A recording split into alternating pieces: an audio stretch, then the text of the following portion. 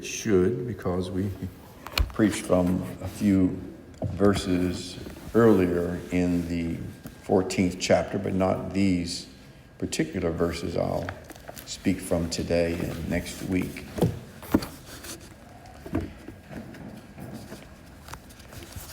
I confess that the holiday seasons are a difficult time for me, and I would assume many other pastors from things that I've read.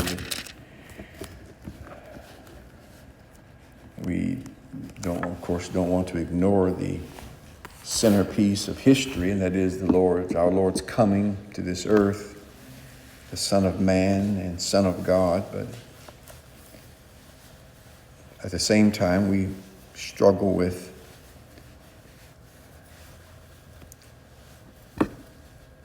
being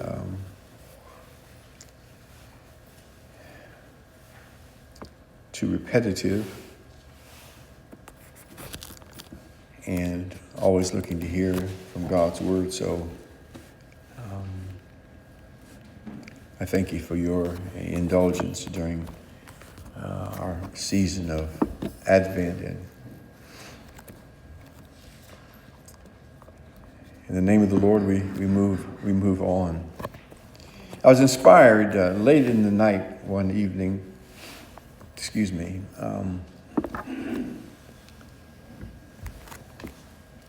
So I was talking to the Lord and asking him what he would have me to say to his people.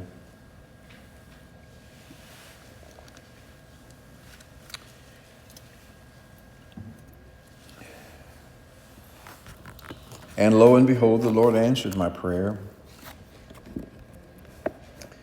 and began writing some notes that I thought would be germane to this particular episode found in Matthew 14. So if you would please follow me to the 14th chapter of the book of St. Matthew. I'll begin reading with verse 22, and we'll conclude with verse 33. If you have that passage, would you say amen? Immediately he made the disciples get into the boat and go before him to the other side while he dismissed the crowds. And after he had dismissed the crowds, he went up on the mountain by himself to pray. When evening came, he was there alone. But the boat by this time was a long way from the land, beaten by the waves, for the wind was against them. And in the fourth watch of the night, he came to them walking on the sea. And when the disciples saw him walking on the sea, they were terrified and said, "It is a ghost." And they cried out in fear. But immediately Jesus spoke to them, saying, "Take heart, it is I. Do not be afraid." And Peter answered him, "Lord, if it is you, command me to come to you on the water." He said, "Come." So Peter got out of the boat and walked on the water and came to Jesus. But when he saw the wind, he was afraid. And beginning to sink, he cried out, "Lord, save me." Jesus immediately reached out his hand and took hold of him, saying to him, "O you of little faith, why did you doubt?"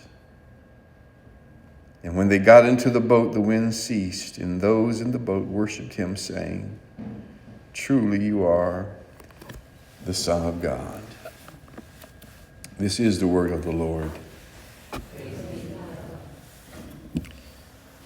I'm convinced I could preach 10 sermons from these 11 verses, but I won't, unless the Lord changes my mind. But just reading through this text once again, just things just kind of jump out at you, seeing them afresh. Well, in Matthew's gospel account, in chapter 14, we have first the death of John, if you remember, just a couple of weeks ago. John the Baptizer is recorded in the first part of this chapter. The feeding of the 5,000 was next, and then our text that we are considering today, consuming the latter part of this chapter. And that's the account of Jesus healing the sick in Gennesaret, which was just northwest of the Sea of Galilee. And after the miraculous feeding of the 5,000 plus people, the text says Jesus instructed the disciples to get into a boat and go ahead of him to the other side while he dismissed the crowds in verse 22. I noticed that the people had been fed twice. Jesus fed the multitudes with natural food, bread, but they also had been fed spiritually because Jesus had taught them. That's just exactly how Jesus works. He doesn't send anyone away wanting. So he fed the people physically and spiritually. Verse 23 says, after he dismissed the crowds, he went up on the mountain to pray. He was by himself.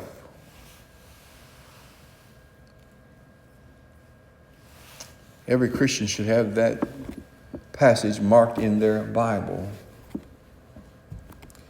Because if Jesus needed to pray, you and I surely need to pray. Amen? Amen. There's something else in this text that I think is really important, and that is this, that the secret to having power with God publicly is to have communion with God privately. Let me say that again. The secret to having power with God publicly is to have communion with God privately. Jesus himself said that the authority or the power invested in him came from the Father, God the Father. He said that in Matthew 28. This act of prayer by Jesus and the empowerment of Jesus by the Father emphasizes the oneness, the unity of God, the Father, and his Son, Jesus Christ. I want you to take note here that Jesus is equally God, along with the Father and the Holy Spirit. And in communion or in fellowship with the Father, it does not show that Jesus is subordinate to the Father. But what it really shows us is that there is three things. Number one, there is communion between Jesus and the Father. Number two, there is coordination between Jesus, the Son of God, and the Father. And three, there is cooperation between the two members of the Trinity. I'll give you those three again. There is communication, there is coordination, and then there is cooperation between the Father and the Son.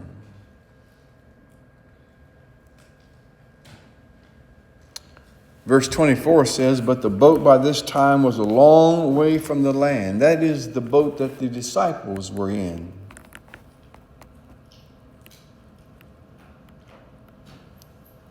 It was beaten by the waves because the wind was against it.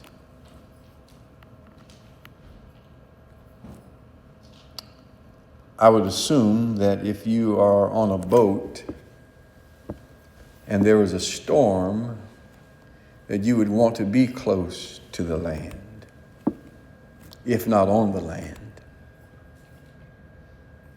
But that wasn't the case for the disciples. They were in the boat. Jesus had instructed them to leave in this boat, but while they were at sea, a storm suddenly arose. Now, if you believe some people's theology, you would say, oh, the disciples made a mistake. They misheard Jesus. Jesus didn't tell them to do that, or they wouldn't have been found in a storm. Well, you and I both know that's not true. Because if I was to ask how many of us have ever been in a storm, or maybe are in a storm, we would all have to raise our hands. Am I right?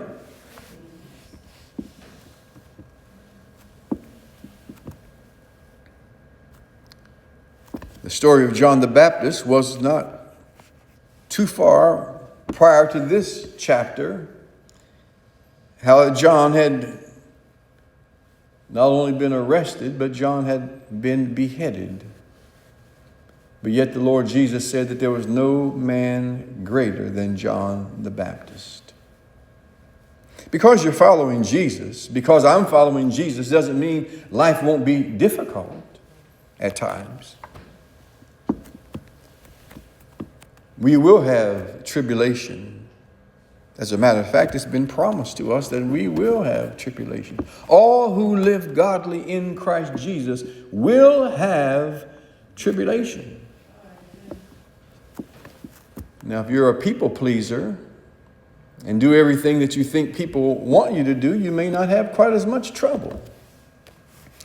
But the key is, Jesus said, all those who would live godly will have tribulation. Often, being a Christian, like these disciples, you're going against the wind and against the waves. Christianity is starkly opposed to the culture, the present culture in our world, and particularly here where we live in America. It is not a Christian culture.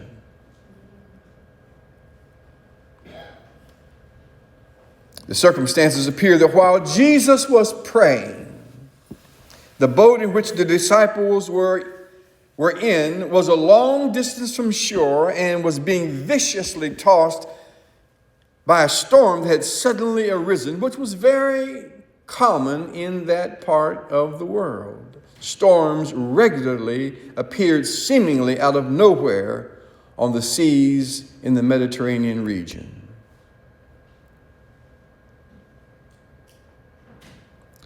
But what I found interesting in pondering this text is that while his disciples, or although his disciples didn't know it, Jesus has prayed. May I give you a rather obvious point this morning that no matter what your circumstances are or my circumstances are, I'm encouraged to remind us all that Jesus has already prayed. Jesus has already covered your circumstance. Jesus is mindful of your problems and my problems, your heartaches and your headaches. Jesus is already aware and Jesus is concerned. He told Peter, Peter, I have prayed for you. That's after he told Peter that I know Satan wants to sift you like wheat. While his disciples were caught in the storm, Jesus was praying. After he had dismissed the crowds, he went up on the mountain by himself to pray.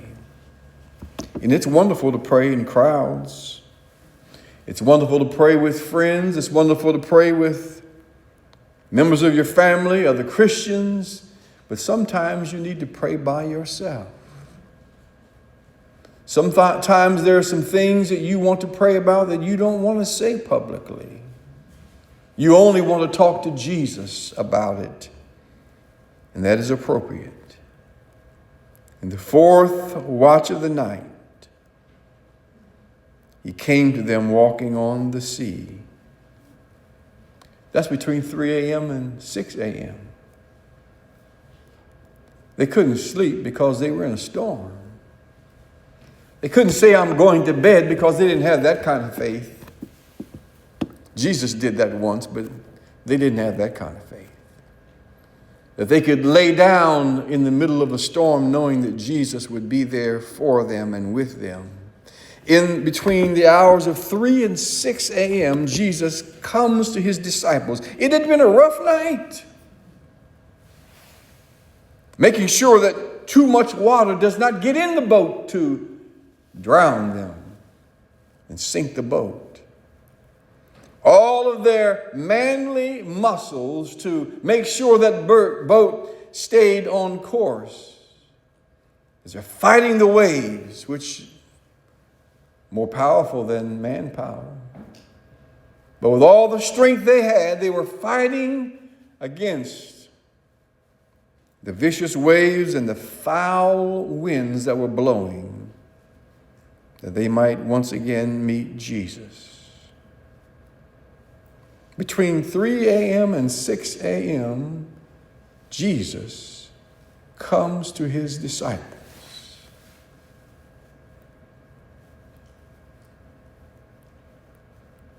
It seems like that's become a pattern for me. It didn't used to be. It wasn't that long ago.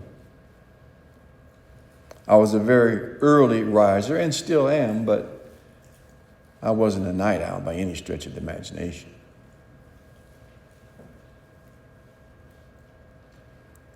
I think one of the things that our text tells us is this, that Jesus will come to you or me no matter what time of the day it is. There's no inconvenient time for Jesus.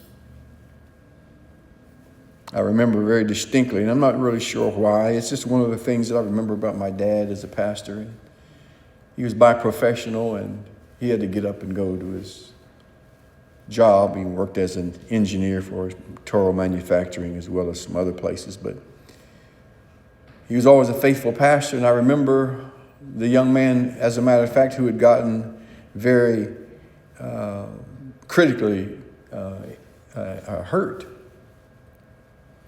And I remember my dad getting up, and it was like 3 or 4 o'clock in the morning, some ungodly hour for a person who's got to go to work that morning. And he got the phone call saying Mr. Howe had been in a car accident. And I remember him getting up and putting his clothes on and heading out to the hospital to pray for him. There is no inconvenient time for the Lord to do what the Lord and only the Lord can do and wants to do.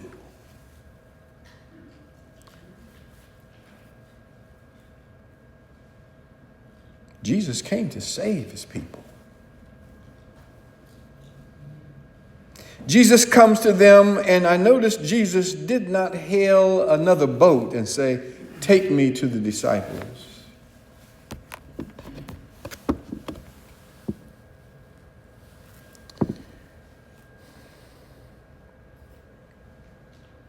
But he went to his disciples by walking on the water.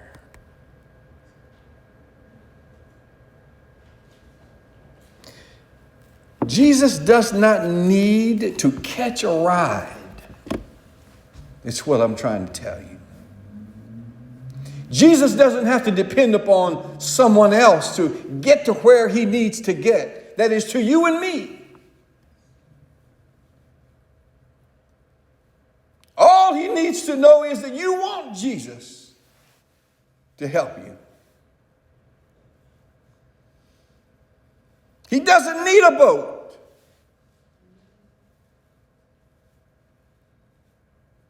He doesn't need to catch a ride on this watery highway in order to get to his disciples.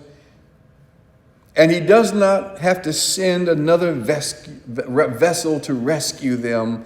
Jesus himself comes to them in their distress. Do you understand the personal aspect of salvation? Your relationship with God and my relationship to God. He will come and rescue us in our time of need.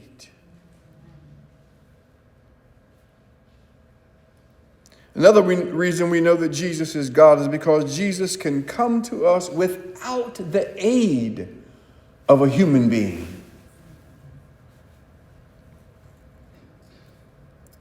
Went to a doctor's appointment not too terribly long ago, and they told me it was laser surgery for my eyes. They said, "Well, you don't need a driver. It'll be okay." Yeah. No, it wasn't okay. I was riding down the freeway, heading home, squinting and doing this and doing that.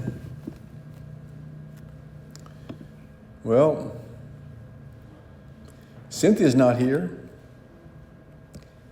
She couldn't pick me up. So I did it myself to the best that I possibly could. Jesus can help us without the aid of human help. Jesus' birth on this earth, as we've just studied over the last several weeks, is outside of the normal biological channels of human birth, since he had no earthly or biological father. As I mentioned to you last week, most recently, he was conceived by the Holy Ghost and was born through the womb of a young woman who was still a virgin when Jesus was born. Figure that out. God in Christ indeed came to us beginning in Jerusalem, Matthew 1, Luke 1. God cannot be stopped, and the work of Christ Jesus through the Holy Spirit cannot be restricted. Jesus will get to you, no matter where you are or what your circumstance. But you always got to watch those buts in Scripture. We've been talking about Jesus. Verse number 26, the subject changes to the disciples. That's why the but is there. But when the disciples saw him walking on the sea. Well, this account is post-storm. This was written after the storm. It was a historical reflection. It's why we have Matthew 14. Matthew wasn't in that boat taking notes and hoping the water doesn't get on his paper. No, this was written afterwards. That's why the text says, but when the disciples saw him, we knew it was him afterwards, because when this happened, the disciples did not know it was Jesus. So we're reading a historical account. When the disciples saw him walking on the sea, they were terrified and said, "It's a ghost." And they cried out in fear. There's a boat full of grown men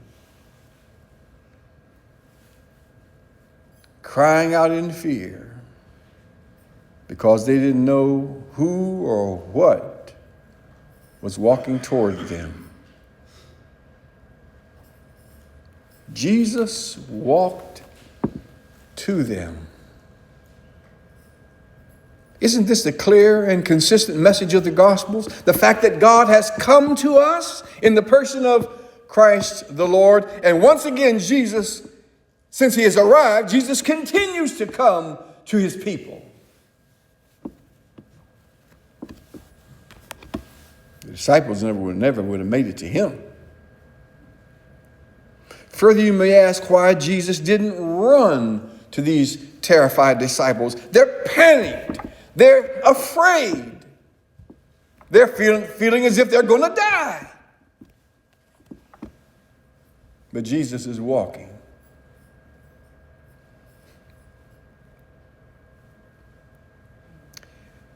Jesus did not need to run toward his confused disciples, since the Lord controls time and can even suspend time, make it stop if he needs to. Go to the book of Joshua and read where Joshua prayed and the Lord caused the sundial to stop in the sky. Do you recognize that we're serving a God who controls all things? He doesn't need to run to you or me. We need to run to him, but he doesn't need to run to us. We are afraid of time, but Jesus isn't. He created time and he controls time. He walked to them because he knew what he was going to do when he got there. And he also knew what the winds were not going to be allowed to do. Jesus has your circumstances covered.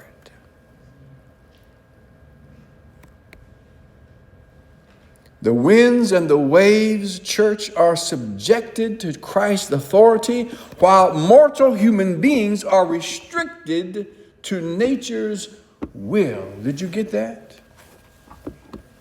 The winds and the waves are subjected to Christ's authority, while mortal human beings, that's you and me, are restricted to nature's will.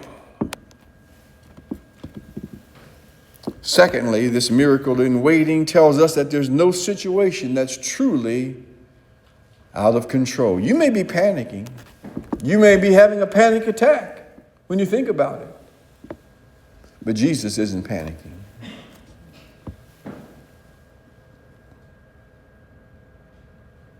There is no circumstance that is truly out of control when it comes to Jesus, when Jesus is involved. Nothing can prevent the Lord from reaching out to save his children, no matter what the circumstances might be. When no other person can reach us, much less sustain us, when there is no apparent help or safety net, when no bank can help you, when no counselor can make sense of it, when no doctor can fix it, Jesus alone comes to us, reaches us, and ultimately he saves us.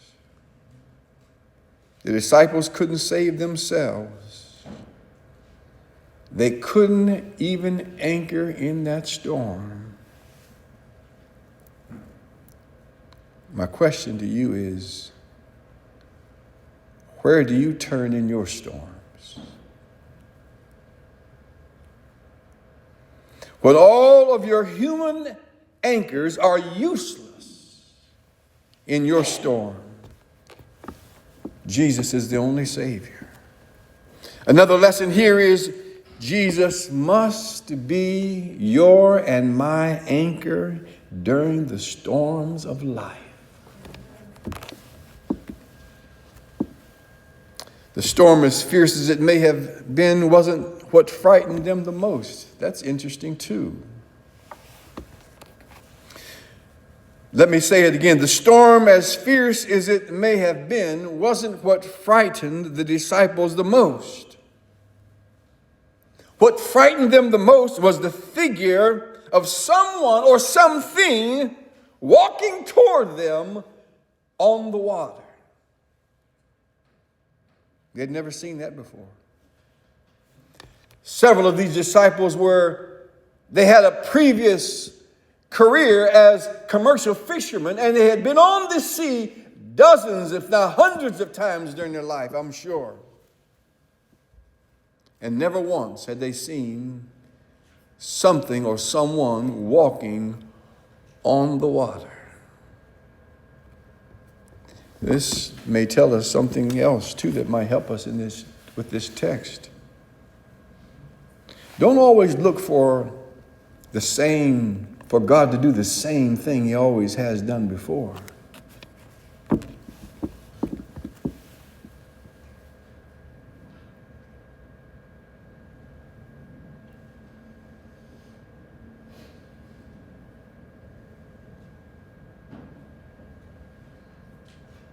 You can expect Jesus to do anything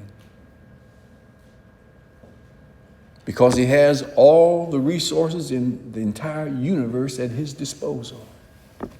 What you think might be the answer may not be the answer.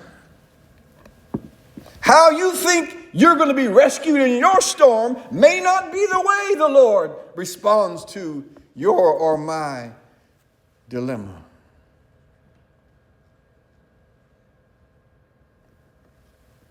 Whoever or whatever it was came walking on the water. And with many of the disciples, as I said, having spent their career as fishermen, they had never seen anything like this before. Don't be surprised if the Lord doesn't do something very different in your life. At first, they didn't recognize who it was. Was it because of the howling wind? Water getting in their eyes because it was raining and the wind blowing, the waves splashing? But then, as this figure became closer, I would imagine they began wondering, who else can walk through a storm and not be affected by the storm?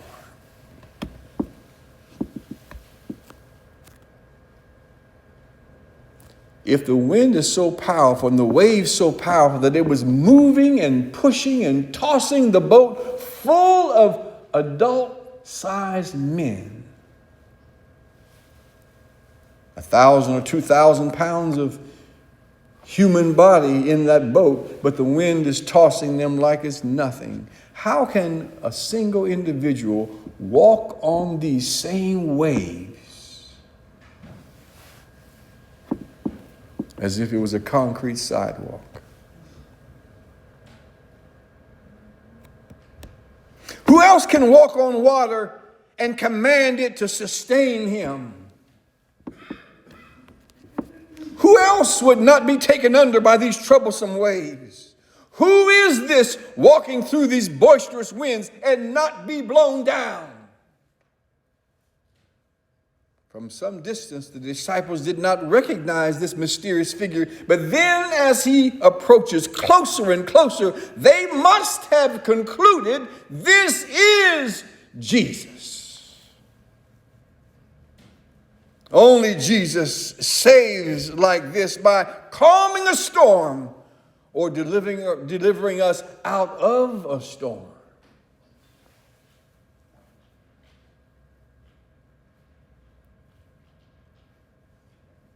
Peter didn't fully recognize Jesus. Even when he heard the voice of Jesus, a voice he should have been very familiar with, he says, Lord, if it is you, call me out of this boat.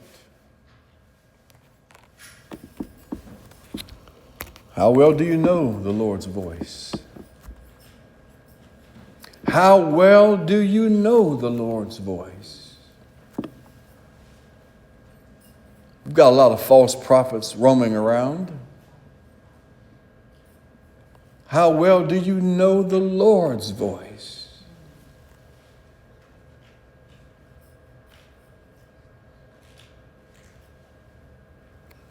Well, as Peter experienced, you must recognize Jesus before you can cooperate with him. Do you recognize the Lord when he's coming to you in your time of need?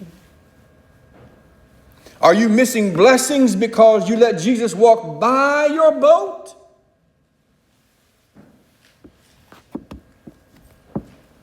While you're so busy trying to save yourself?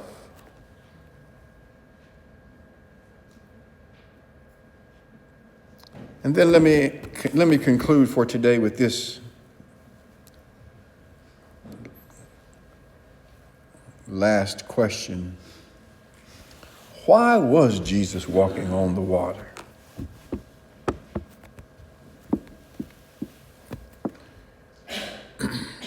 Perhaps it was the most direct and most convenient way to get to his disciples and save them.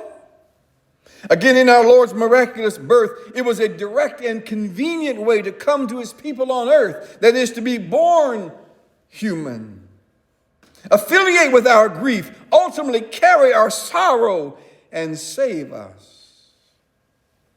This was not only a lesson for the disciples to see Jesus consistently being available to his disciples, but as they would also learn, Christ's disciples can come to him.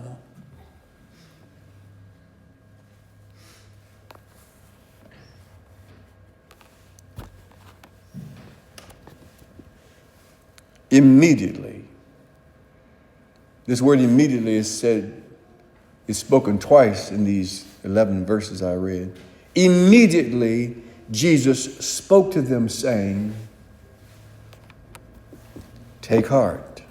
Or in other words, don't be afraid. It's me. Do not be afraid.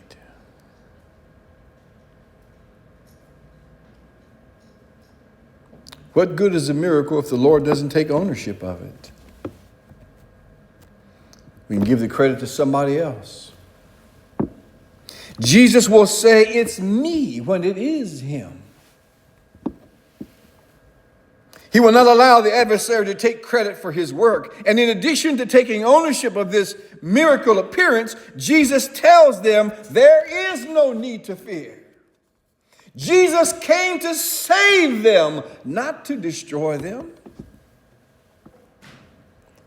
While you're in your struggles, remember that Jesus is not going to sit on the sidelines and watch you perish. Jesus came to save us, not to destroy us.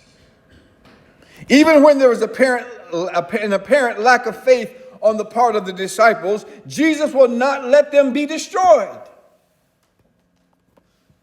Our Lord has come as a Savior and not as a judge. For I did not come to judge the world, Jesus said in John 12, but to save the world. Jesus did not come as an executioner, but as the one who forgives sin.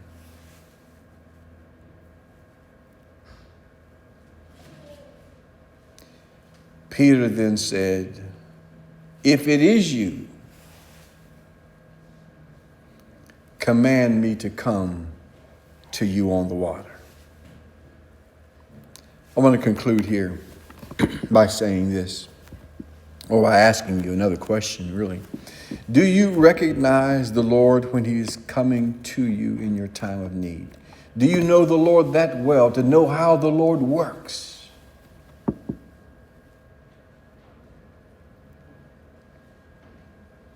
While in the storm of unbelief and in need of salvation, don't fear. Don't fear. In need of peace from the storms of life, no need to be afraid. Jesus is near.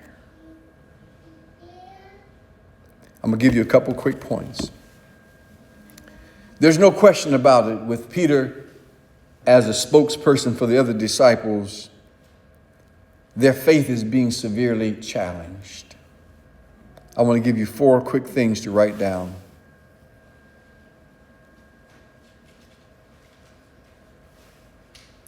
When you cannot clearly see Jesus in your circumstances,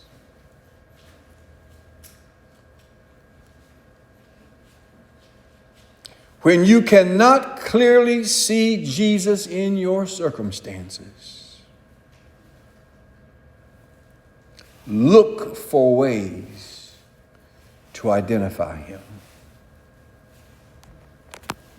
When you cannot clearly see Jesus in your circumstances, look for ways to identify him. I'll give you 4 quick things. Number 1, Jesus will never appear to us inappropriately. Jesus will never appear to us inappropriately.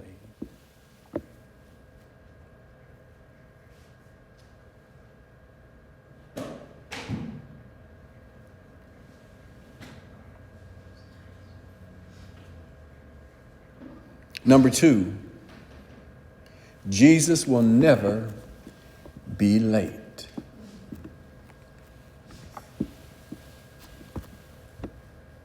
Now, according to your time, you may think he's running late, but Jesus is never late.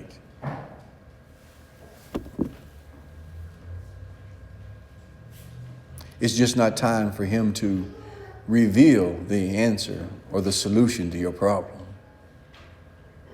Number 3, it is impossible for Jesus to fail. It is impossible for Jesus to fail.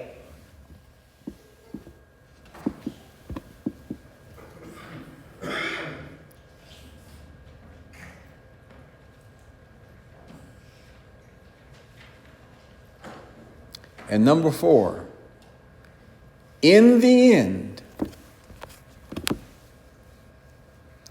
Jesus will always, in the end, Jesus will always receive all of the glory.